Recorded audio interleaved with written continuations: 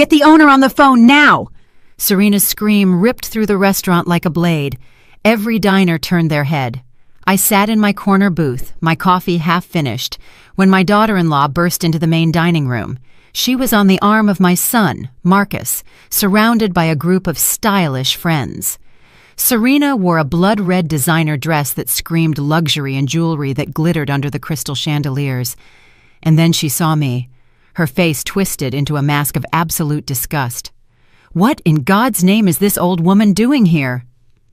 The words spilled from her mouth like venom, loud enough for half the restaurant to hear. I felt every gaze bore into me. My worn gray cardigan, my comfortable shoes, my hair pulled back in a simple bun. I was the smudge on their perfect night. Marcus rushed over, his face flushed. Not with indignation at how his wife treated me. He was embarrassed of me. "Mom," he hissed through clenched teeth, "what are you doing in a place like this? Look at how you're dressed. My God, this is humiliating." My own son, my only child. The words hit me in the chest, but I held my composure. My hands trembled slightly around the coffee cup, but I didn't say a word. Serena was already snapping her fingers at the waitstaff, her voice rising in pitch. "I need the manager now. This woman does not belong here. This is a high-end establishment, not a shelter. Get her out of here immediately." Murmurs filled the space. Elegant couples at nearby tables watched us, with a mix of morbid curiosity and clear disapproval. Some women looked at me with pity, others with disdain, as if my mere presence contaminated the refined air. Marcus and Serena's friends tried to stifle uncomfortable chuckles. One of them muttered something about people who don't know their place. Marcus leaned closer, his breath hot against my ear. "Mom, please. We're here with important investors. You're going to ruin everything. Can't you just leave? There are cheap diners over in the North End. Go there." Investors. Important people. It was always the same. I was never enough for them, never stylish enough, modern enough, or valuable enough. Serena continued to gesticulate dramatically, her voice reaching nearly hysterical notes. "This is unacceptable. We pay a fortune to dine in an exclusive atmosphere, and this shows up. Where is the owner? I want to speak to the owner right now." She pointed at me as if I were trash that urgently needed to be removed. Her friends nodded, scandalized, whispering amongst themselves about the nerve of certain people. A young server nervously approached, trying to calm the situation. Serena cut him off before he could speak. "I don't want excuses. I want the manager. I want the owner. Someone needs to answer for this." The poor young man practically ran toward the back offices. Marcus avoided my gaze completely, focused on smiling tightly at his investors, trying to minimize the incident. I remained sitting, feeling as though 66 years of life had been reduced to this moment of absolute humiliation. My own son wanted to erase me from his existence. The seconds dragged like hours. Serena used every moment to fuel the fire. "I just can't believe it, can you? You come to celebrate, to close important deals, and you have to run into this situation. She probably sneaked in without a reservation. Or worse, someone took pity on her and let her in." Her friends laughed, that cruel laughter familiar to women who enjoy stepping on others. One of them added, "Poor dear, she probably saw the place from outside and thought she could pretend to belong here." The laughter grew louder. Then Anthony Tony Davis appeared. The restaurant manager walked toward us with his characteristic calm elegance, impeccable suit, upright posture, a professional smile that revealed nothing. Serena pounced on him immediately. "Finally! I need you to get this woman out of here immediately. She's ruining everyone's experience. Look at how she's dressed. This is embarrassing for your establishment." Tony listened in silence, nodding slightly, his expression completely neutral. Then his eyes settled on me. For a second, something flickered in his gaze, something Serena missed because she was too busy relishing her moment of power. Marcus chimed in, his voice attempting to sound authoritative. "Look, we don't want to make a bigger scene. Just handle it discreetly. Take her out through the kitchen exit if you have to." Through the kitchen, as if I were garbage that didn't even deserve to use the main door. Tony took a deep breath. Then, with a composure that contrasted brutally with Serena's hysteria, he turned completely toward me. His next words dropped like bombs into the expectant silence of the restaurant.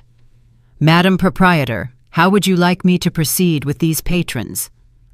Proprietor. The word hung in the dense air. I watched Serena's expression freeze, Marcus's eyes widen in confusion, and the murmurs abruptly cease. Tony waited for my answer with absolute respect, his hands clasped in front of him, his posture reverent. I still hadn't moved a muscle, my coffee now cold between my trembling fingers. 66 years old, 5 years widowed, a lifetime spent building something my own children knew nothing about. And there I was, in my restaurant, being treated like an obstacle by the family I gave everything to. The silence that followed was deafening. Proprietor. That word kept echoing in the air like a ringing bell. I saw Serena blinking, her mouth opening and closing without a sound. Marcus had paled by 3 shades, his hand gripping the back of a nearby chair as if he needed physical support. The investors exchanged confused glances. Serena's friends had stopped laughing. Tony still stood by my table, awaiting my instructions, with the loyalty that only comes from years of working together and mutual respect. But I still couldn't speak. I had a knot in my throat the size of a fist. Because this moment, this public humiliation at the hands of my own blood, was simply the culmination of 5 years of accumulated contempt. 5 years ago, when I lost my husband, I also lost my identity in my son's eyes. Robert, or Rob, had been my partner for 42 years.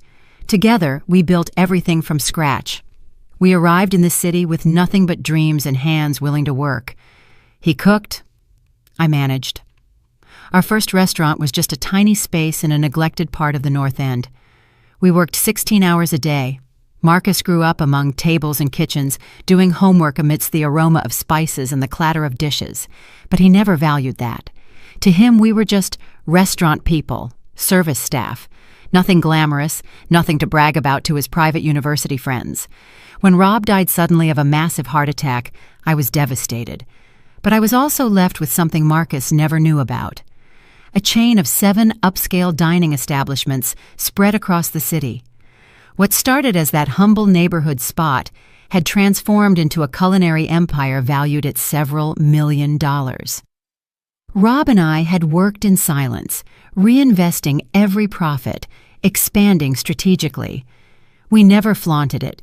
We never lived in mansions. We stayed in our modest home in the North End where we started. We continued to dress simply. The money was in the businesses, in property, in investments, not in appearances. After the funeral, Marcus showed up with Serena. They had been married for 2 years by then, but at the wake was the first time she showed me her true face. While I cried beside my husband's coffin, I heard her whisper to a friend, "Poor Marcus. Now he'll have to carry the old woman. She probably can't even afford to keep herself up." Those words pierced me, but I was too deep in grief to confront her. Marcus said nothing. He didn't defend me or contradict her. He simply nodded with resignation, as if I truly were a burden he now had to endure. The following months were revealing. Marcus only visited when he needed cash. "Mom, I have expenses. The condo, the car. Serena wants to redecorate." I always gave him money, $500 here, $1,000 there. He never asked where the money came from. He assumed it was my husband's savings, a small widow's pension, something small that would eventually run out. I never told him about the restaurants. I don't know why. Maybe I sensed that knowledge would fundamentally change something in our relationship. Maybe I wanted to protect the last thing I had left of Rob. Maybe deep down, I already knew my son didn't love me for who I was, but for what he could get. Serena made everything worse. She came from a family with money, or at least that's what she constantly claimed. Her father had businesses. Her mother organized charity events. Serena had gone to expensive schools and traveled through Europe. To her, I was the embarrassing mother-in-law, the poor widow from the humble neighborhood. At family gatherings, she introduced me with disdain. "This is Eleanor, Marcus's mother. She lives in the old neighborhood where they had their little food business. Little business, as if 40 years of work were meaningless, as if Rob's sweat didn't deserve respect. 2 years ago, my grandson Elias was born, my only grandson.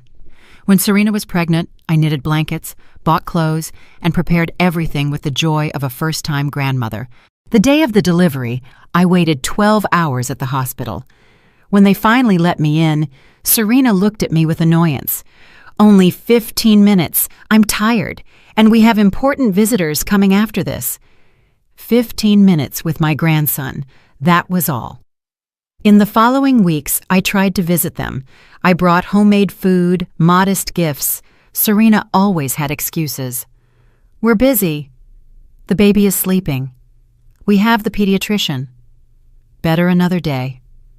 Another day that never came. Marcus stopped returning my calls. Messages went unanswered. I kept insisting because the pain of not seeing my grandson was eating me up inside, until one day, 6 months ago, I showed up at their condo unannounced. I rang the bell repeatedly. Serena opened the door with fury in her eyes. "What part of 'we're busy' don't you understand? That's enough, Eleanor. You're being invasive, desperate, pathetic." The door slammed in my face. I heard Elias crying inside, my grandson, and I was outside like an unwanted stranger. That night, I cried until I ran out of tears. I called Brenda, my lifelong friend. She knew the whole truth. She knew about the restaurants, the properties, everything. "Eleanor," Brenda said firmly, "you have to stop letting this happen. You are a powerful woman. Stop groveling for crumbs of affection." But I couldn't. He was my son, my only family. I kept giving him money when he asked. I kept swallowing my pride every time Serena humiliated me. I kept accepting being invisible because I was afraid of losing them completely, afraid of being absolutely alone in this world. 3 months ago, Marcus called me. First time in weeks. My heart leaped with hope. "Mom, I need to see you." I thought they finally wanted to reconcile. I cooked my best meal. I tidied the house. He arrived alone, without Serena, without Elias. He sat in my small living room, looking around with that air of superiority he had perfected. "Mom, I need $5,000. It's urgent. I have investments." I looked at him, really looked, for the first time in months.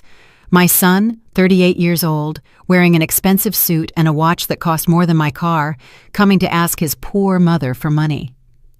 "Investments?" I asked softly. "Yeah, business stuff. You wouldn't understand. Just tell me if you have it or not." I gave him the money, taken from the personal account where I kept cash for daily expenses.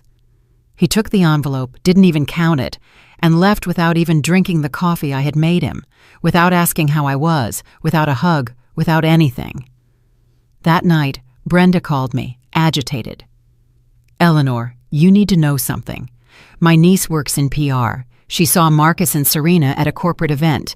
They're bragging that they're opening their own luxury restaurant, that they have investors, that it will be the most exclusive spot in the city." My blood ran cold. My money, my years of silent help, all to finance a dream that completely excluded me. A restaurant that would compete with mine, built with my own money, without them even knowing I was their competition.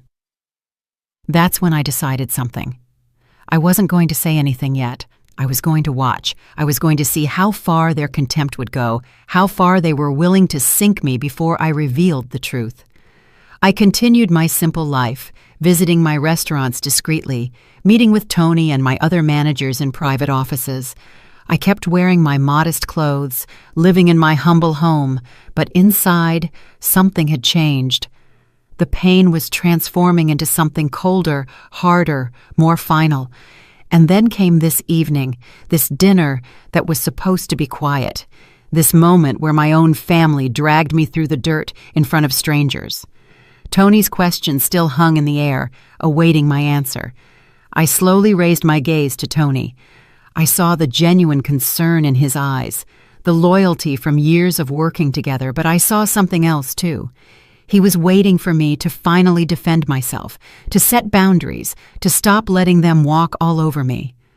My voice came out weaker than I would have liked. "Tony, please. Let them finish their dinner in peace. I was just leaving anyway." I stood up, my legs trembling slightly. I took my worn handbag, avoiding everyone's eyes. Tony frowned, clearly disappointed by my answer, but he nodded with professionalism. I walked past Marcus without looking at him, past Serena, who now looked confused and vaguely triumphant all at once. I left the restaurant with my head down, feeling the weight of dozens of eyes pinned on my back. Outside, the cold night air hit my face, and then, finally, the tears came. It wasn't the first time they had humiliated me. Heaven knows it wasn't. This was simply the drop that spilled over a cup that had been silently filling up for years. I remembered that Christmas. 18 months ago, Serena hosted a family dinner at their condo. She invited me, but with conditions. "Eleanor, please try to look presentable. Marcus's parents, my family will be here too. We don't want them to think we are, well, you know." She didn't want them to think what? That her husband came from working people? That her mother-in-law didn't wear designer clothes? I arrived at that dinner wearing a green sweater I had bought especially for the occasion. It wasn't expensive, but it was new and fit me well. I carried a cake I had baked myself, my grandmother's recipe. I knocked on the door with my heart full of hope. Maybe this time would be different. Maybe we could be a real family. Serena opened it. She looked me up and down, and her smile tightened. "Oh, you came," as if my presence were an unpleasant surprise when she had invited me herself. She let me in, but not to the main dining room where everyone was. She took me to the kitchen. "Can you leave the cake here? You better wait a moment before coming out. Not everyone has arrived yet." I stood in that kitchen like an employee waiting for orders. I heard the laughter from the dining room, the animated conversations. Serena's parents had arrived, her sister, close friends. 20 minutes passed, then 30. Finally, I walked out on my own. When I entered the dining room, the conversation abruptly stopped. Serena practically jumped out of her chair. "Eleanor, so glad you came out. Look, I'll introduce you to everyone." She did so with that fake smile I knew so well. "This is Marcus's mother. She lives on the North End. She has a very cozy little house." Cozy little house. Code for insignificant poor person. Serena's mother, a woman with too much Botox and excessive jewelry, looked at me the way one looks at an insect. "Oh, how quaint. And what did your husband do?" Past tense, as if Rob didn't even deserve to be remembered. "We had restaurants," I said simply. Serena quickly interrupted. "A small restaurant, you know, comfort food. Nothing fancy, it's not around anymore." A lie. She didn't know anything, but she made me seem even more insignificant. The rest of the dinner was torture. They sat me at the end of the table, as far as possible from the center of attention. No one spoke to me. When I tried to contribute to a conversation, Serena abruptly changed the subject. My cake never left the kitchen.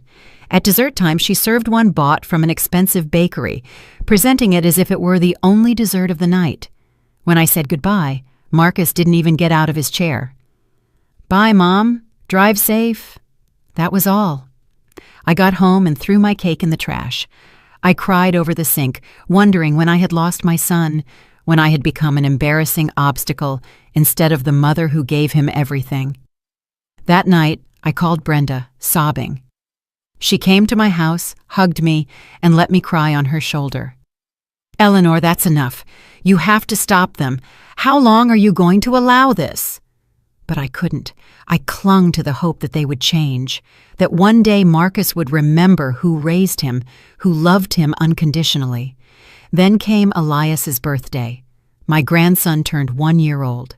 Serena posted photos on social media of an elaborate party, themed decorations, a professional dessert table, entertainers, dozens of guests. I wasn't invited. I didn't even know about the party until I saw the photos online. My grandson, blowing out his first candle, surrounded by strangers, and I, his grandmother, was completely excluded. I sent Marcus a message. "I saw the photos from Elias's birthday. He looked beautiful. I wish I could have been there." His reply arrived 3 hours later. "It was a small party, Mom. Just close family." Close family. I wasn't close family. Those words broke something inside me that couldn't be repaired. 2 weeks later, they showed up at my house unannounced. It was Saturday morning. I was in my pajamas, my house untidy. I opened the door in surprise. Marcus walked in without greeting me, looking around with disapproval. "Mom, we need to talk about something important." Serena followed him, carrying Elias. My heart skipped a beat when I saw my grandson. I instinctively reached out my arms. Serena moved away, shielding the baby as if I were dangerous. "He's tired." They sat on my old sofa. Marcus went straight to the point. "Mom, Serena and I have been talking. We need you to understand something. We have busy lives, responsibilities, a son. We can't be constantly worrying about you." Worrying, as if they ever had. "I don't understand," I said, my voice barely a whisper. Serena sighed dramatically. "Eleanor, you're older. You live alone. Eventually, you're going to need help, care. We want to make it clear that we can't be responsible for that. You should start looking into assisted living, places with people your age and professionals to look after you." They were planning my placement in a nursing home. I was 64 at the time. I was perfectly healthy, active, but to them, I was already a future problem they wanted to solve in advance. "I'm fine," I managed to say. "I don't need help." Marcus shook his head. "Mom, be realistic. This house is falling apart. Your car is 15 years old. You barely have enough to live on. We can't keep subsidizing you forever." Subsidizing me. I, who had given him thousands of dollars over the years. I, who had more money than he would ever have. But I remained silent. I kept protecting my secret as if it were the only dignity I had left. Serena added with false sweetness, "Besides, when you pass on, we have to think about practical things. This house, your belongings. We don't want Marcus to have to deal with a legal mess." They were planning my death, discussing my inheritance in front of me as if I were already a ghost. "In fact," Serena continued, "it would be good if you gave us a copy of your will to keep everything in order, just to avoid surprises." Marcus nodded. "It's logical, Mom. We're your only family. Elias is your only grandson. Everything you have will eventually be ours anyway. It's better to have it clear now." I looked at both of them, my son with his expression of impatience, my daughter-in-law with her calculated smile, my grandson who didn't know who I was, and something inside me hardened permanently. "I'll think about it," I finally said. Marcus frowned. "There's not much to think about, Mom." But he didn't insist. They left quickly, leaving me in my house with a silence that weighed like lead. That afternoon, I called my lawyer. "I need to update my will, and I want it to be absolutely airtight." Over the following weeks, I restructured everything. My restaurants, my properties, my bank accounts. I created trusts for loyal employees. I designated donations to charitable organizations. For Marcus, I decided to leave him exactly what he thought I had: my modest house and $10,000 in a savings account. The rest, the millions he knew nothing about, would go to people who truly valued what Rob and I built. But I still didn't tell him anything. I still hoped, in some foolish corner of my heart, that he would wake up, that he would remember, that he would go back to being the boy who hugged me and said, "I love you, Mom." I kept answering when he called, asking for money. I kept swallowing the humiliations. I continued to be the invisible mother he needed only when it was convenient for him. Until tonight. Until he tried to kick me out of my own restaurant like I was dirt. I walked to my car, parked 2 blocks down. The same old car Marcus criticized. Tears blurred my vision. My phone rang. It was Brenda. "Where are you?" "Tony called me. He told me everything." Her voice trembled with fury. "Eleanor, stop. Stop protecting them. Stop hiding. It's time for them to know who you really are." "I can't," I told Brenda, my voice breaking. "They're my family. He's my son." I heard her sigh of frustration on the other end of the line. "Eleanor, listen to me closely. Family doesn't treat you like this. Family doesn't humiliate you publicly.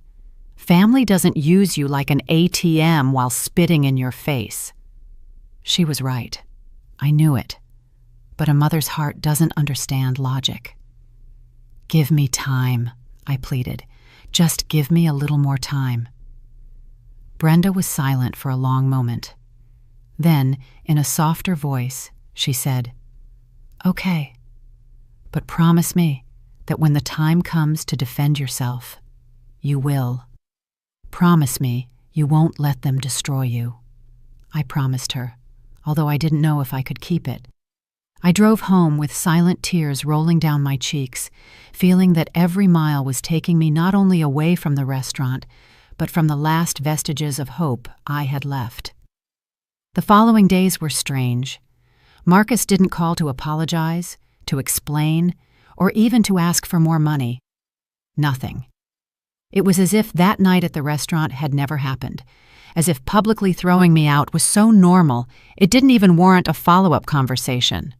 I continued my routine, discreetly visiting my other restaurants, reviewing financial reports, meeting with managers in private offices where no one saw me. On the outside, I was still Eleanor, the simple widow. On the inside, I felt like a building with increasingly deep cracks about to collapse. One afternoon, 2 weeks after the incident, Brenda came to my house with information. She sat across from me in my small living room, her face grim. "You need to know something. My niece, the one in PR, told me more details." My stomach tightened. Marcus and Serena are in serious, major financial trouble. I leaned forward, my heart racing. "What kind of trouble?" Brenda pulled out her phone, showing me screenshots. They've accumulated over $200,000 in debt. Maxed out credit cards, personal loans, all to maintain that lifestyle they show off on social media. $200,000. The figure hit me like a punch. "How is that possible?" Brenda continued, her voice hard. "European trips they post on Instagram. That exclusive condo in Midtown that costs $4,000 a month in rent. Marcus's sports car, Serena's designer clothes, the elaborate parties. It's all a front, Eleanor. It's all debt. They are broke." I leaned back on the sofa, processing the information. All this time, while they treated me like a beggar, they were sinking financially. All that arrogance, that contempt, was built on a mountain of lies and credit. "There's more," Brenda added, and her tone grew even darker. "The restaurant plan is real, but they have no capital. They are desperate to get investors." That's why they were at my restaurant that day with those people. They were potential investors Serena was trying to impress. Everything made sense now. The exaggerated hysteria, the need to expel me. I ruined their carefully constructed image of a sophisticated, successful couple. A poor mother-in-law didn't fit the narrative they were selling. But here's the worst part. Brenda hesitated, as if the next words pained her to say. My niece overheard Serena talking to a friend. She said that when you died, they were going to sell your house immediately, that with that money they could pay off some debt and maybe get the down payment for the restaurant. My house. The house where I lived with Rob for 40 years, where we raised Marcus, where every corner held memories of a life of love and work. To them, it was just an impending business transaction. They were just waiting for me to die so they could cash in. Serena had said the exact words, "Hopefully she hurries up. That house is in an area that's appreciating. We could easily get $300,000. Brenda took my hand, her eyes full of tears. "Eleanor, they are speculating on your death, planning your funeral before you're even sick." I stood up, walked to the window, and looked at my small garden where Rob used to plant tomatoes. 66 years old. Statistically, I had perhaps 15 or 20 more years of life left, but to my son, that was too long to wait. I was more valuable dead than alive. "What are you going to do?" Brenda asked softly. I turned toward her, and for the first time in weeks, I felt something different from pain. I felt determination. "I'm going to watch. I'm going to see exactly how far they are capable of going, and when the right time comes, I'm going to teach them a lesson they will never forget." The following weeks were revealing. I discreetly hired a private investigator, not because I wanted to spy on my son, but because I needed to know the whole truth. The reports arrived weekly, each one more disturbing than the last. Marcus had lied on multiple loan applications, inflating his income. Serena had pawned jewelry that she later reported as stolen to collect the insurance. They had borrowed money from friends with promises of investment returns they never intended to keep. The list of people defrauded or deceived by them grew constantly, but what hurt me the most was discovering something about Elias. My grandson was being used. Serena took him to charity events, took photos with him, and posted them with emotional messages about giving to those less fortunate. Then she received donations from followers who thought she was genuinely helping charitable organizations. The money went directly into her personal account. She was using the innocence of her own son as a tool for emotional fraud. That information changed something fundamental in me. It was no longer just about me. It was about justice.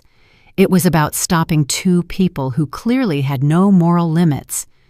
I began to move quietly. First, I spoke with my lawyers about fully protecting my assets.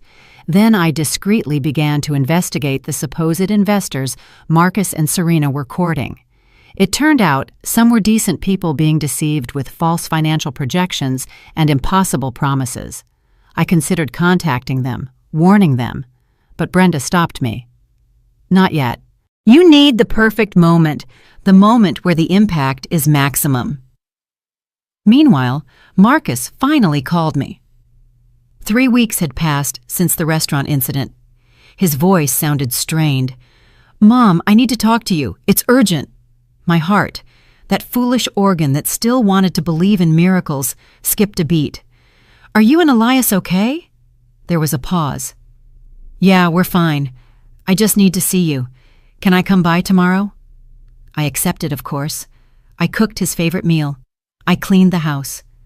A part of me still hoped he would come to apologize, to acknowledge what he had done, to say those magic words, "I'm sorry, Mom." He arrived punctually, but alone. No Serena, no Elias. He sat in the same spot where he had told me weeks earlier that I was a burden. This time his body language was different, nervous, restless. "Mom, I need your help." "No, how are you?" No apology for the restaurant, just, "I need." "What's wrong, son?" He rubbed his face, a gesture of stress. "I have temporary liquidity problems, about $500,000. It's for an investment opportunity I can't pass up. I'll pay you back in 3 months with interest if you want."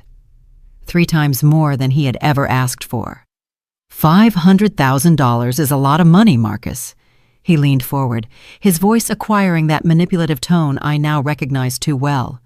"Mom, it's a unique opportunity. I'm going to triple that investment. I could finally give you a better life, get you out of this house, move you somewhere more comfortable." Move me, as if I were a package that needed to be relocated. "And if I don't have that amount?" His expression hardened. "Mom, I know you have savings." Dad was cautious. "There must be something. You can take out a loan against the house if you have to." Against my house. He wanted me to mortgage my home to give him money he would never return. "Let me think about it," I finally said. His face contorted in frustration. "There's no time to think. I need the money this week. 3 days maximum." He stood up, pacing the room like a caged animal. "You always do this. You always complicate things. Just tell me yes. It's simple." I really looked at him. My son, the baby I breastfed, the child I nursed when he was sick, the teenager whose dreams I supported unconditionally, and I found nothing of that child in the man in front of me. "I need to think about it," I repeated, firmer this time. He exploded. "For God's sake, Mom, what do you have to think about? I'm your son, your only family. Don't you trust me?" The irony was so brutal I almost laughed. "I'll give you an answer in 3 days," I said, with a calm I didn't feel. He scoffed, grabbed his jacket. "Fine, but don't make me beg. I don't have time for drama." He slammed the door shut. I remained sitting in my empty living room, the food I had prepared untouched in the kitchen, and I made a decision. It was time to stop being a victim. It was time for Marcus and Serena to face the consequences of their actions. I called Tony. I need your help organizing something that will change everything. His response was immediate. Whatever you need, Mrs. Johnson, whatever it is. The plan began to take shape, and this time I wasn't backing down. Over the next 3 days, I worked in silence. Tony and I met in the administrative office of my flagship restaurant, the one Rob and I had designed together 20 years ago. It was our pride, the most elegant in the entire chain. Glass walls with a view of the city skyline, a cutting-edge kitchen, a wine list that competed with the best European establishments, and absolutely no one in my family knew it was mine. Mrs. Johnson, Tony said, sitting across from me with a folder full of documents, I need you to explain exactly what you want to achieve, because I can arrange anything you ask, but I need to understand the final goal. I leaned back in the leather chair, the same one Rob used to sit in to review menus and accounts. I want Marcus and Serena to see who I truly am, but not privately. I need it to be public, irreversible. I need the blow to be so strong that they can't deny it or minimize it afterward. Tony nodded slowly. Are you sure? Once your identity is revealed, everything will change. Not just with them, but with your whole life. I thought for a moment. My quiet life, my comfortable anonymity, all of that would disappear. But what was the point of that tranquility if it came with constant humiliation? I'm sure, I said finally. It's time for my son to learn that respect is not optional. Tony opened the folder, showing me calendars and lists.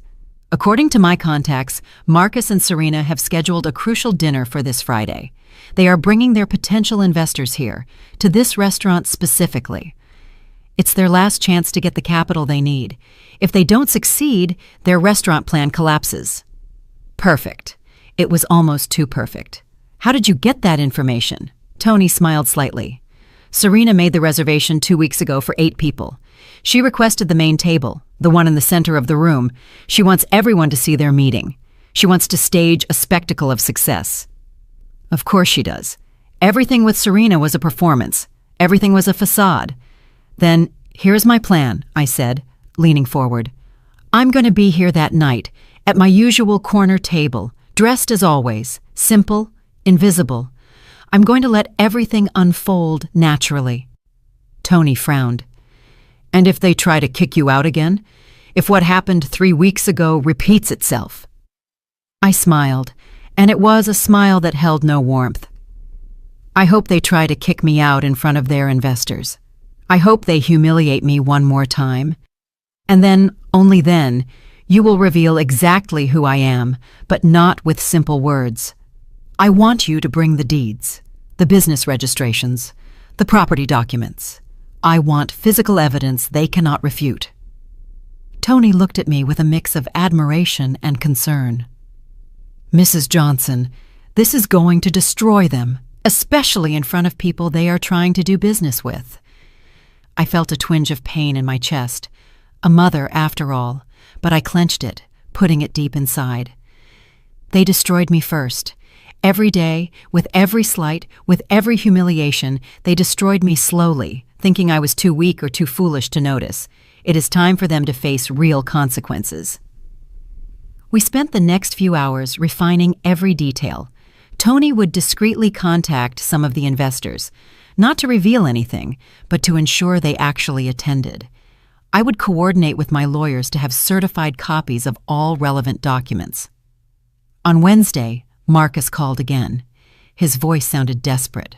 Mom, the 3 days are up. Do you have the money? I took a deep breath. No, Marcus. I am not giving you $500,000. Silence. Then his voice became dangerously low. You're telling me no? It was the first time in my life I had directly denied him money. That's right. I cannot give you that amount. I heard his quickened breath. You can't or you won't. There's a difference. His tone was accusatory, furious. Mom, I've asked very little of you over the years. I've never demanded anything, and the one time I really need something important, you turn your back on me. Very little. Years of thousands of dollars in loans he never repaid. Years of being his personal piggy bank, and he called it very little. "My decision is final," Marcus exploded. "This is unbelievable. You're my mother. You're supposed to support me, but it's always been like this. Selfish, thinking only of yourself. Dad was the generous one. You just hoard and accumulate like a miser." Miser. I, who had given him every dime he asked for. I, who would have given my life for him without hesitation. "I'm sorry you see it that way," I said, my voice trembling but firm. "Marcus, if you genuinely need help, we can talk about other options. I can help you budget, consolidate debt." "I don't need your poor people's advice," he interrupted venomously.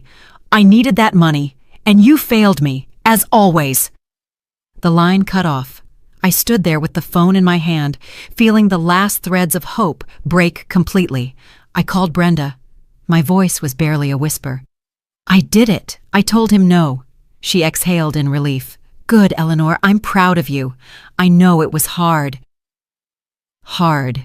It didn't begin to describe the pain I felt. It was like amputating a part of my soul, but it was necessary.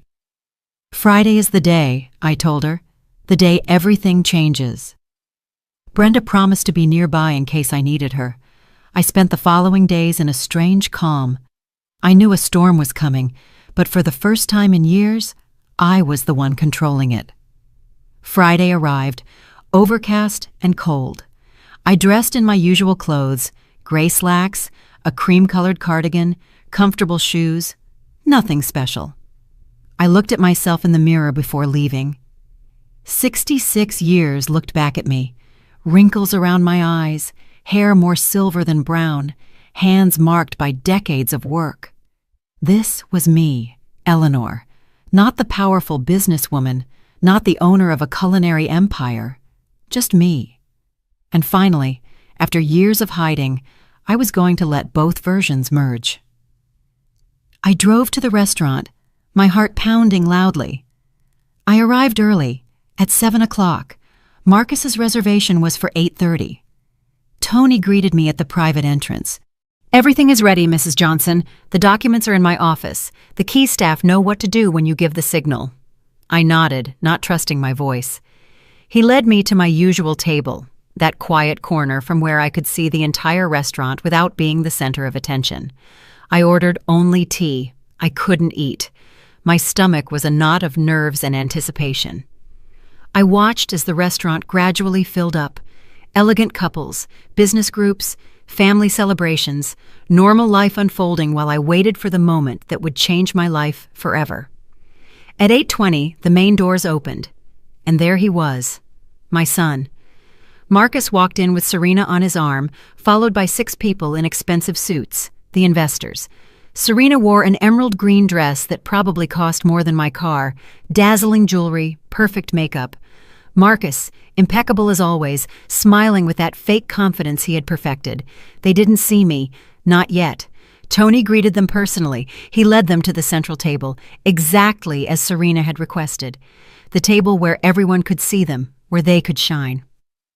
I took a deep breath. The show was about to begin. I watched them from my corner as they settled at the central table. Serena was in her element, laughing too loudly, touching the investor's arms with calculated familiarity. Marcus spread out folders with financial projections, pointing to graphs with rehearsed enthusiasm. I recognized 2 of the investors from the photos my investigator had collected. Serious business people with real capital, the kind of people who could make or break a project with a single decision. Serena immediately ordered champagne, the most expensive on the menu. I saw Marcus hesitate for a second at the price, but Serena ignored him. "Only the best for tonight," she declared, her voice reaching my corner. "We're celebrating the start of something great." 20 minutes passed. I sipped my tea slowly, barely breathing. Then it happened. Serena got up to go to the restroom, walking on those impossibly high heels that made her look more like a model than a real person. Her path led her directly in front of my table. Our eyes met. I saw her eyes widen in shock, then narrow with instant fury. She stopped dead in her tracks, her mouth forming a hard line. She quickly walked back to her table, leaning down to whisper something to Marcus. I watched him turn his head, searching for me. When he found me, his expression cycled through several emotions: surprise, shame, and finally, anger. He rose from the table, apologizing to the investors with a tight smile. He walked toward me with rigid steps, Serena following him like an angry shadow. My heart hammered against my ribs, but I kept my hands still around my teacup. Marcus reached my table, his voice low but vibrating with contained rage. "Mom, what are you doing here?" As if I needed permission to exist in public spaces. "I'm having dinner," I said simply. Serena leaned over the table, her eyes like knives. "Seriously? After you refuse to help your own son, you come here to spend money? Do you even know how much this place costs?" In fact, I knew exactly, down to the last penny. Marcus nervously looked toward their table, where the investors watched the scene with evident curiosity. "Mom, this is very important to me. Please don't ruin this night. You can just leave." Every word was a slap, but I had come too far to back down now. "I have the right to be here, like any customer." Serena laughed, that cruel sound I knew too well. "Customer, please! I bet you can't even afford the cheapest dish on the menu." She turned, looking for a waiter, snapping her fingers impatiently. "Excuse me, we need to speak to the manager. There's a situation that requires immediate attention." The waiter, a young man named Javier, who had worked with me for 3 years, looked at me discreetly. I gave him an almost imperceptible nod. "Continue." "Right away, ma'am," he said professionally, walking away. Marcus rubbed his forehead, his body language screaming stress. "Mom, please, I'm begging you. These investors are my only chance. If I close this deal, I can pay you back all the money I've asked for, but I need you to leave now." All the money, as if he ever intended to return it. Serena was no longer trying to be discreet. Her voice rose several decibels. "This is ridiculous. First, she shows up at our favorite restaurant weeks ago, embarrassing us in front of friends. Now this? It's like she's stalking us." Stalking. I was the stalker for existing in the same space as them. Nearby diners began to turn around, murmurs filling the air. A couple at the next table whispered as they watched us. An older man shook his head, clearly disapproving of the spectacle. Marcus noticed the growing attention and became even more nervous. "Serena, lower your voice." But she was in full-on performative indignation mode. "Lower my voice? Why? I'm tired of having to deal with this situation. Your mother doesn't understand boundaries. She doesn't understand her place." My place. I took a deep breath, feeling every fiber of my being want to scream the truth right there. But I held back. Not yet. Tony then appeared, walking with his quiet authority. "Good evening. I understand there is an inconvenience." Serena lunged at him like a predator on prey. "Yes, there is a huge inconvenience. This woman," she pointed at me as if I were evidence in a trial, "shouldn't be here. She's causing trouble. She's harassing my husband and me during a crucial business dinner. I need you to remove her immediately." Tony looked at me, his expression perfectly neutral. "Has the madam caused any disturbance?" Serena scoffed with disbelief. "Disturbance? Her presence alone is the disturbance. Look at how she's dressed. This is a high-end restaurant. You have dress codes. You have standards."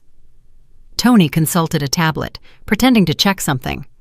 "According to our records, the madam is a regular customer. She has dined here on multiple occasions without incident." That only infuriated Serena more. "I don't care how many times she's been here. She probably pays with coupons or promotions. We are real customers. We spend real money here." The investors at the central table were now completely focused on the scene.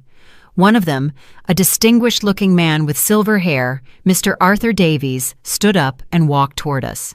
"Marcus, is there a problem?" His voice was deep, authoritative. Marcus quickly turned around, his fake smile instantly reappearing. No, Mr. Davies, just a minor family misunderstanding. It's being resolved." Mr. Davies observed me curiously, then Marcus. Family? Serena rushed to intervene. It's Marcus's mother. She has issues, you know, advanced age. Sometimes she gets confused and shows up in inappropriate places. We're trying to handle the situation discreetly. Issues. Confusion due to age. She was painting me as senile in front of strangers. Mr. Davies frowned slightly. I understand. Family situations can be delicate. But his tone had changed. There was something in his expression that showed disapproval, not toward me, but toward them. Tony intervened then, his voice polite but firm. Allow me to resolve this appropriately. If you will give me a moment, I will consult with my supervisor on the best course of action. Serena scoffed. Supervisor? Bring the owner if you have to.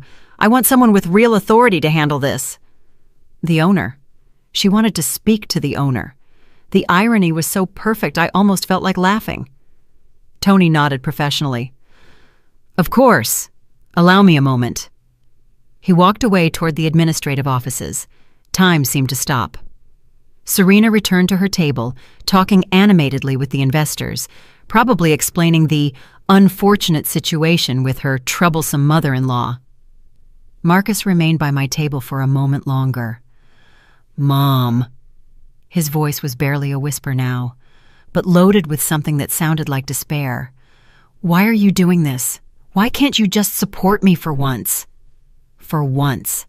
As if decades of unconditional support counted for nothing. Marcus, I finally said, my voice firmer than I felt, I'm staying. I'm going to finish my dinner, and you're going back to your investors and continuing your meeting. His jaw tightened. You are incredibly selfish. He turned and walked back to his table, leaving me with those words hanging in the air. Selfish. I was selfish for finally setting a boundary, for finally existing in a space they considered exclusively theirs. I watched Tony emerge from the offices, walking back with a leather binder in his hands. Our eyes met across the restaurant. He nodded slightly. It was time. The moment of truth that would change everything forever. My heart was pounding so hard, I thought everyone in the restaurant could hear it. Tony walked directly to Marcus's table, not mine. The leather binder under his arm seemed to weigh tons with the secrets it contained. The entire restaurant had caught on that something important was happening. Conversations at other tables had reduced to murmurs. Servers had stopped strategically in positions where they could observe without being obvious. Serena looked up when Tony arrived, her expression triumphant. Finally! Have you spoken with the owner? Are you going to remove this woman? Tony placed the binder on the table with a deliberate, smooth movement. Ma'am, sir, I have consulted the situation with the appropriate person. Allow me to clarify a few aspects about this establishment. Marcus interrupted, his voice strained. Look, we just want to resolve this quickly. We're in the middle of an important meeting. If you could ask my mother to leave, we would be very grateful. We can even leave a generous tip for the inconvenience. Tip, as if they could buy convenience. Tony maintained his perfect composure. Sir, before proceeding, I need you to understand something fundamental about this restaurant. He opened the binder, taking out the first document. It was the official business registration, with government seals and dates going back 22 years. This establishment, along with 6 other restaurants in the city, belongs to a family-owned business group.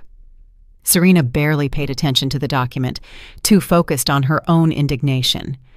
That is very interesting, but I fail to see what it has to do with our situation. Tony continued, unperturbed.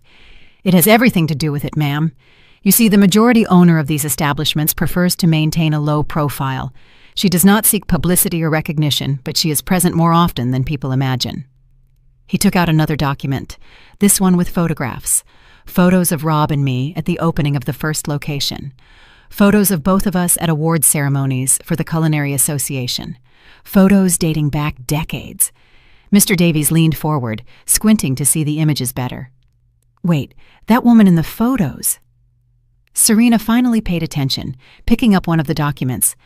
I watched her eyes scan the lines, her expression turning from irritation to confusion. I don't understand what this is. Tony pointed specifically to a section of the property record.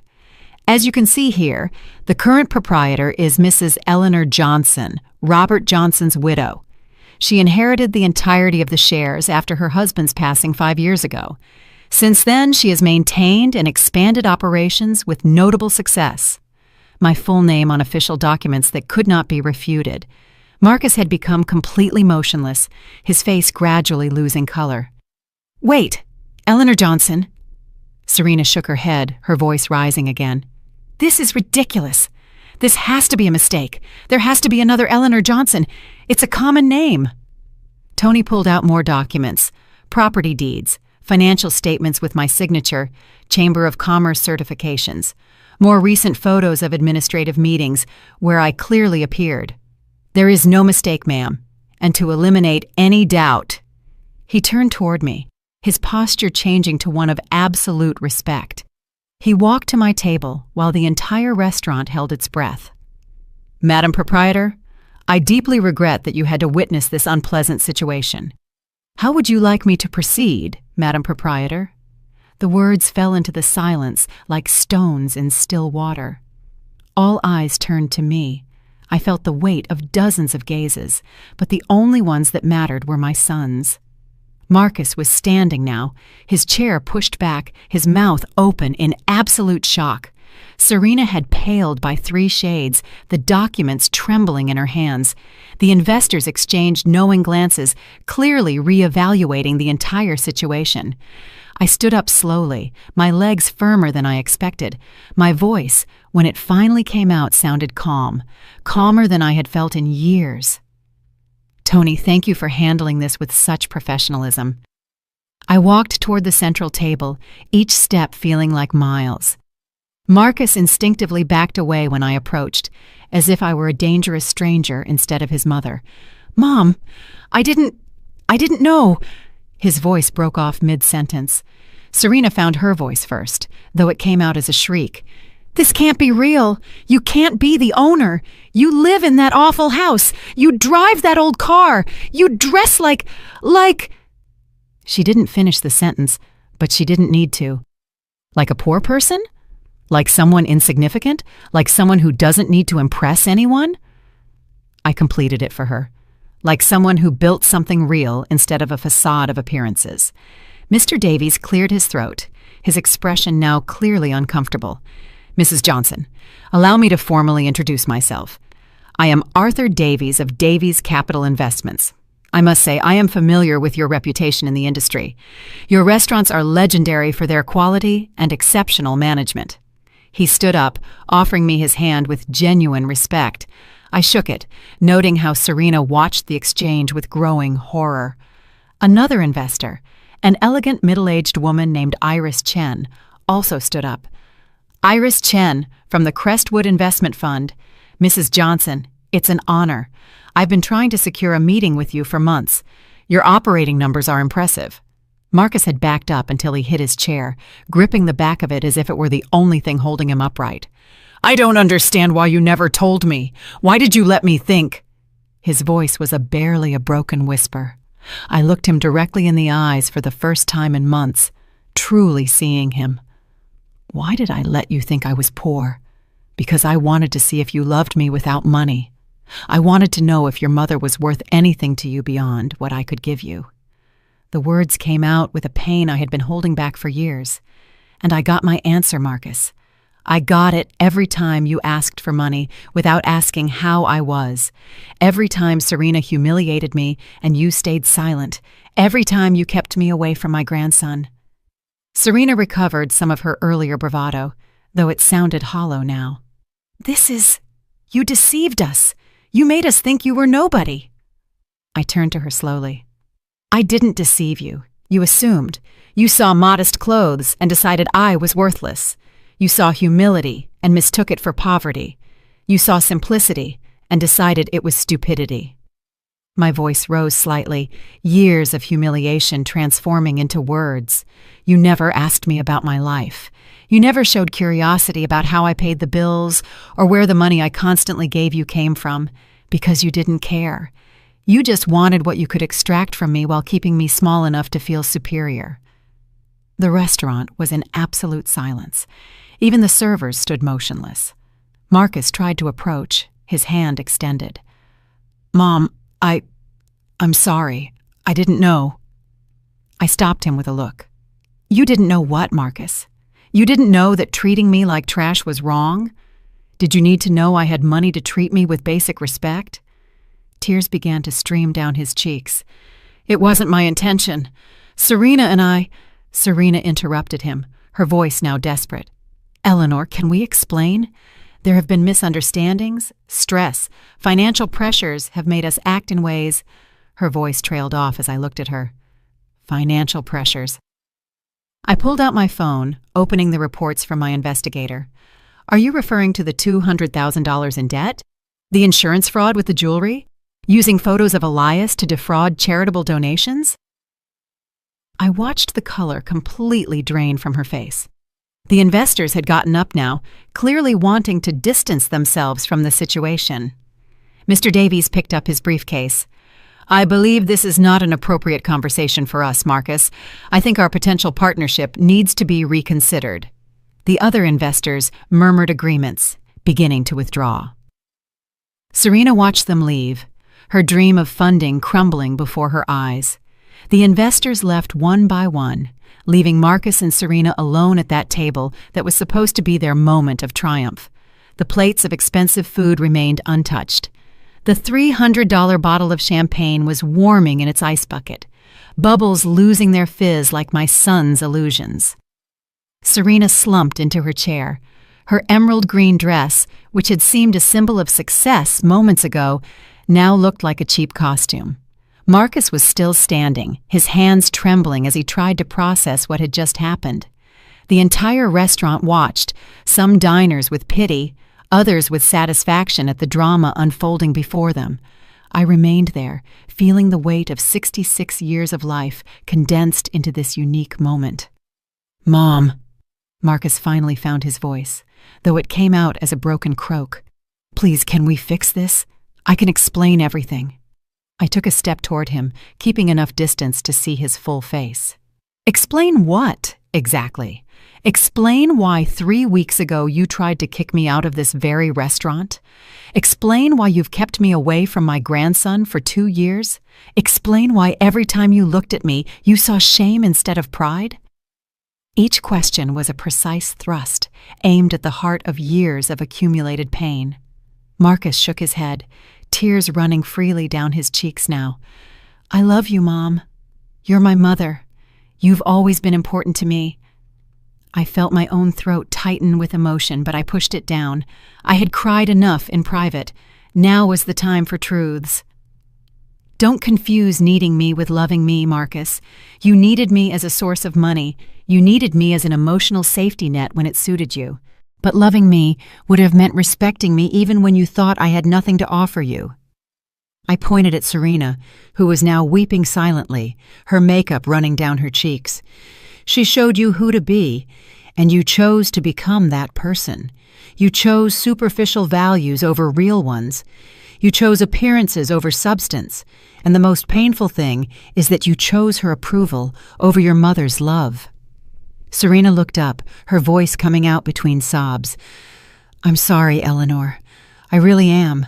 I came from a family where appearances were everything, where status defined your worth. I didn't know how to be different." It was the first time I heard her sound genuine, vulnerable, but apologies after being caught always sound different from apologies born of real remorse. "Serena," I said, my voice softer but firm, "you had countless opportunities to truly know me, to see beyond my clothes or my house. Every time I cooked for you with love, every time I knitted clothes for Elias, every time I offered genuine help, you could have chosen to see me as a person. You chose to see me as an obstacle." Tony discreetly approached, leaning down to speak quietly. "Mrs. Johnson, would you like privacy? Should I prepare one of the private rooms?" I considered the offer. Part of me wanted to end this away from curious eyes, but another part, the part that had been humiliated publicly so many times, needed this to be public too. "No, Tony, thank you.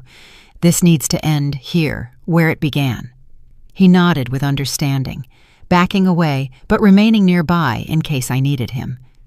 Marcus took a step toward me, his arms extended as if wanting to hug me. "Mom, please give me another chance. I can change. We will be different. Serena and I can learn. Just don't abandon us." Don't abandon them. The irony was crushing. "Marcus, you abandoned me first, years ago, when you decided I didn't fit into the life you wanted to project." I took a deep breath, feeling the next words about to change our relationship forever. "I came tonight not to humiliate you. I came because you needed to face real consequences. You needed to understand that actions have weight, that you can't treat people as disposable and expect them to always be available when you finally need them." I pulled an envelope from my handbag, one I had prepared days ago with my lawyer. I placed it on the table in front of Marcus. "What is this?" he asked, his voice trembling. "It's a letter from my attorney. It explains how I've restructured my will and my assets." I saw his eyes widen with panic. "Mom, no!" I interrupted him, raising my hand. "Listen to me completely before speaking. Your inheritance now consists of this house where you grew up and $10,000 in cash. The rest of my properties, restaurants, and investments will go into a trust that will benefit my loyal employees, charitable organizations that feed those in need, and an educational fund for Elias, which he will receive when he turns 25, administered by independent third parties." Marcus took the envelope with trembling hands, pulling out the documents. Serena read over his shoulder, her face passing from shock to absolute despair. "You can't do this, Eleanor," she whispered. "We're your family. Elias is your grandson." My heart broke a little more, but I kept my voice firm. "Precisely because Elias is my grandson, I made these provisions. He will have access to education, opportunities, and financial security when he's an adult, but he will receive it without you being able to touch or manipulate it. And he will learn, hopefully, that money comes with responsibility and respect for others." Marcus dropped the papers on the table, covering his face with his hands. His sobs were deep, wrenching. A maternal part of me wanted to comfort him, to hug him like when he was a child having nightmares. But he wasn't a child anymore. He was a man who had made deliberate choices for years. "This does not mean I am cutting you completely out of my life," I continued, feeling my own tears threatening to fall. "But it does mean our relationship needs to be rebuilt from scratch, with honesty, with mutual respect, without financial transactions involved." I looked directly at Serena. "And it means that if you want me to be a part of Elias's life, it will be under very different terms. Not as the embarrassing grandmother you keep hidden, but as a real part of his life, or nothing at all." Serena opened her mouth to respond, but nothing came out. Marcus lifted his face, red and swollen from crying. "What do we have to do? Tell me what to do to fix this." It was the wrong question. "It's not about doing something to get my money back, Marcus. It's about doing something because you genuinely want to be a better person, because you care how your actions affect others, because you want your son to grow up seeing real values instead of hypocrisy." I crouched down slightly to meet his eyes. "When your father died, I lost my life partner, but I thought I at least had my son. Discovering that I was only valuable to you when you thought you could get something from me was worse than any widowhood." My voice finally broke on that last word. Hot tears rolled down my cheeks. It hurt every day, every slight, every time Serena insulted me and you said nothing, every photo of Elias on social media, knowing I couldn't be there. Marcus reached out his hand to me, and this time I didn't reject it. I took it, feeling his cold, trembling fingers. "I am so sorry, Mom. I am more sorry than words can express." I squeezed his hand briefly, then let go. "I know, and maybe one day that 'I'm sorry' will be enough to rebuild something real between us, but today is not that day." I straightened up, wiping my tears with dignity. Tony instantly appeared at my side, offering me a clean handkerchief. I took it gratefully, wiping my face. The restaurant remained in a sepulchral silence. Everyone present had witnessed an intimate and devastating moment. I turned to the diners, my voice clear. I apologize for the spectacle. Please continue with your dinners. Champagne is on the house tonight, courtesy of the management.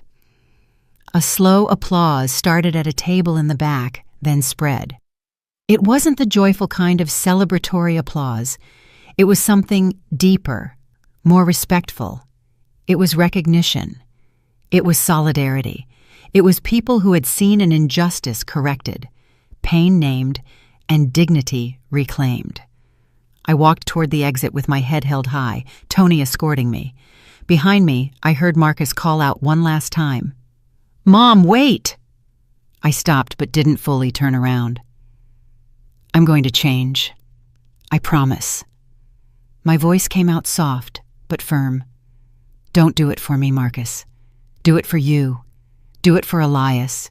Do it because it's the right thing to do." And then I left the restaurant, stepping out into the cold night, feeling that something heavy had finally been released from my chest. The night was cold and clear when I left the restaurant.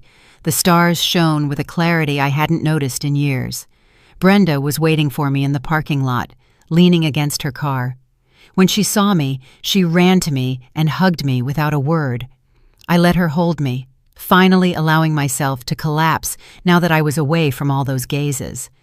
I cried on her shoulder, not only from the pain of what I had just done, but also from the relief. The relief of finally having spoken the truth, of having set boundaries, of having stopped swallowing my own dignity to maintain a false peace. "You did it," Brenda murmured into my ear. "I'm so proud of you." We stayed like that for several minutes until my tears dried and my breathing calmed. I drove home in silence, Brenda following in her car to make sure I arrived safely. My small house greeted me with its comforting familiarity. The walls Marcus had despised, the furniture Serena had deemed shameful. Everything looked different now, not better or worse, just different, as if I had recovered something I had lost without realizing it. I made myself a cup of tea and sat on my old sofa, the same one where Rob used to read the newspaper on Sundays. Brenda sat next to me, patiently waiting for me to speak. "Do you think I was too hard?" I finally asked. She shook her head firmly. "You were fair. There's a huge difference between being hard and simply refusing to enable abuse." The following days were strange. My phone rang constantly. Marcus called several times a day, leaving long voicemails apologizing, explaining, pleading. Serena also called, her tone oscillating between genuine remorse and veiled desperation. I didn't answer any calls for the first week. I needed silence. I needed to process decades of pain that I had been pushing down. Tony kept me informed about the restaurant. Apparently, the story had leaked among the city's business circles. Some local media outlets had tried to contact me for interviews. I declined them all. This was not a story for public consumption. It was my life, my family, my private pain. 2 weeks after that night, I received a letter. Not a text message or an email, but a handwritten letter on good paper. It was from Marcus. I opened it with trembling hands, reading words that seemed to come from a deeper place than anything he had told me in years. He spoke of therapy he had started, of honest conversations with Serena about their values and priorities, of selling the expensive condo and moving to something more modest, of seeking real work instead of investment schemes, of wanting Elias to grow up knowing the value of honest work and respect for all people, regardless of their outward appearance. He didn't ask for money. He didn't ask me to reverse my decisions about the inheritance. He only asked at the end of the letter for the possibility of rebuilding a real relationship. I cried reading that letter, not from sadness, but from something more complicated. Hope mixed with caution, love mixed with self-protection. I replied with my own handwritten letter. I told him I appreciated his words, but that long-term actions would speak louder than any immediate promise. I told him I was willing to try, slowly, with clear boundaries, that we could start with occasional coffees, conversations without an agenda, rebuilding trust brick by brick, and that more than anything, I wanted to know my grandson, really know him, be present in his life if they genuinely allowed it.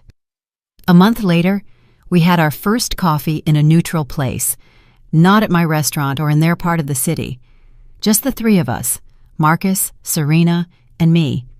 It was awkward at first, forced conversation, long silences, but there was something different in their eyes, less arrogance, more humility. Serena formally apologized, no excuses, no justifications, just acknowledging the harm caused. I didn't forgive her immediately. True forgiveness takes time, but I acknowledged her effort. Marcus spoke about his new job, one with a modest but honest salary, about how he felt lighter without the pressure of maintaining impossible appearances, about the conversations he was having with Elias about kindness and respect, even at the child's 2 years old. 3 months after the restaurant incident, I finally met Elias properly. Marcus and Serena invited me to a public park. My grandson ran among the swings, his laughter filling the air. When he saw me, he hesitated. I was a stranger to him. But Marcus knelt down to his level, pointing to me. "Elias, this is your Grandma Eleanor, the person who made you that scarf you like so much." I had continued knitting for him, sending gifts through Marcus, not expecting recognition. The boy looked at me with those huge, curious eyes. Then he ran toward me with the absolute trust that only children have. He hugged my legs. I felt my heart simultaneously explode and rebuild itself. We spent the afternoon playing. Elias showed me how to climb the slide, how to swing, how to look for insects under the rocks. Marcus and Serena watched from a nearby bench, giving us space but remaining present. When the sun began to set, Elias yawned in my arms, his head heavy against my shoulder. "Grandma, you smell nice," he murmured sleepily. Those simple words meant more than any elaborate apology. They meant future. They meant possibility. They meant that maybe, just maybe, something good could grow from all this pain. The rebuilding was slow. There were setbacks, moments where old patterns tried to resurface. But something was fundamentally different. Now there was honesty, respected boundaries, genuine effort. Marcus began to visit me regularly, not when he needed something, but simply to be there, to ask about my day, to hear stories about his father he had never wanted to hear before. Serena, surprisingly, became a humble student. She asked about my work in the restaurants, about the business decisions, about how Rob and I built something lasting, not to copy me, but to genuinely learn about values she had never been taught. 6 months later, on my 67th birthday, Marcus organized a small dinner, not in an elegant venue, but in my house. He cooked the meal himself, using recipes I had taught him when he was a boy, but had forgotten. Serena brought flowers from the local market, not expensive floral arrangements. Elias gave me a drawing made with crayons, crooked lines that were supposed to be him and me. I hung it on my refrigerator, where it remains to this day. That night, after Elias fell asleep on my old sofa, Marcus took my hand. "Thank you for not giving up on us, for giving us this chance to be better." I squeezed his hand back. "Thank you for taking it, for choosing real change instead of just saying words." Today, 2 years after that night at the restaurant, my life is different, but also similar. I still live in my modest house. I still drive my old car. I still dress simply. But now Marcus understands that those choices don't come from poverty, but from values. I still manage my restaurants, though now Marcus occasionally accompanies me to administrative meetings, genuinely learning the business, not to inherit it, but to understand his father's legacy. Serena started working for a real charitable organization, using her social media skills for genuine causes instead of self-promotion. And Elias, my sweet Elias, comes to my house twice a week. We bake cookies together. I tell him stories about his grandfather. I teach him that people's value is not in their clothes or their house, but in their heart and their actions.